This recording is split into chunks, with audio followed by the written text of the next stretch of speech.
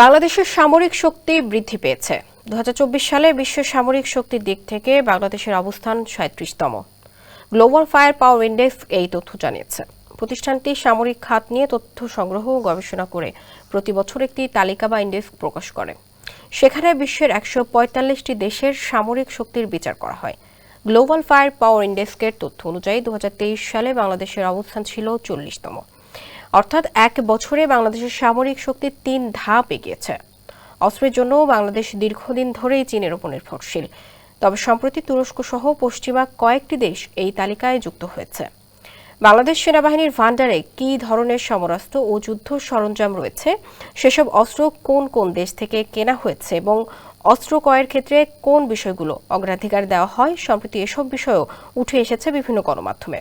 বিস্তারিত আব্দুল হোসেনের প্রতিবেদনে। স্যান্ডেলিনা সো, রূপচর্চায় আভিজাত্য।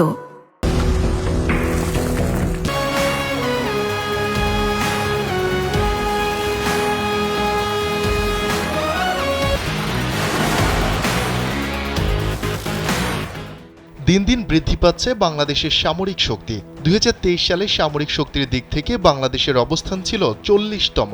তবে বর্তমানে 3 ধাপ এগিয়ে 37তম অবস্থানে চলে এসেছে বাংলাদেশ।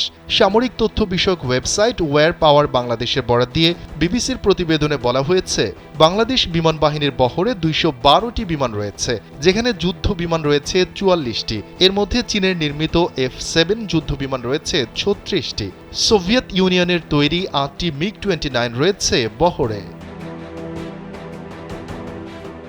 এছাড়া রয়েছে 14টি Yak-130 বিমান, যেগুলো প্রশিক্ষণের কাজে ব্যবহৃত হলেও হালকা আক্রমণ চালানোর উপযোগী।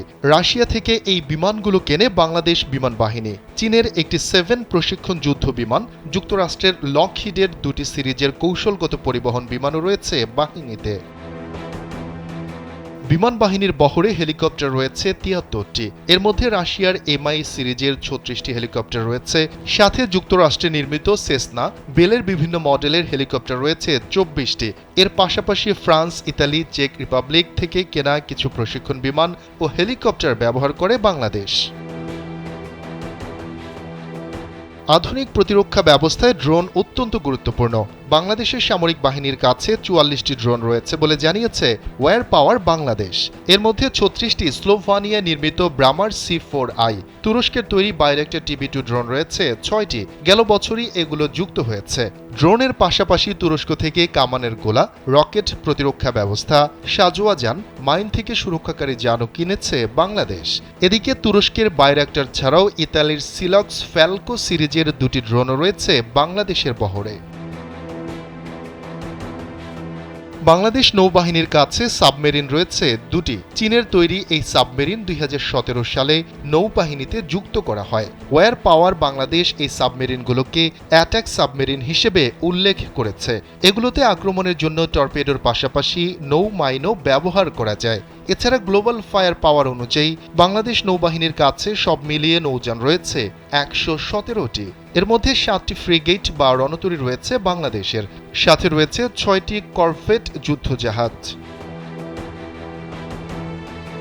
গ্লোবাল ফায়ার পাওয়ারের তথ্য বলছে, বাংলাদেশের সামরিক বাহিনীর কাছে 320টি ট্যাঙ্ক রয়েছে। এর মধ্যে অন্তত 281টি চীনের তৈরি। এছাড়া আর্মড পার্সোনাল ক্যারিয়ার বা APC রয়েছে বিভিন্ন ধরনের। সাবেক সোভিয়েত ইউনিয়ন, যুক্তরাষ্ট্র এবং তুরস্কে তৈরি APC ব্যবহার করছে বাংলাদেশ সেনাবাহিনী। এছাড়া বাংলাদেশের সামরিক বাহিনীর কাছে সব মিলিয়ে 464টি কামান রয়েছে বলে জানিয়েছে গ্লোবাল ফায়ার পাওয়ার। এর মধ্যে স্বয়ংক্রিয় কামান রয়েছে 27টি।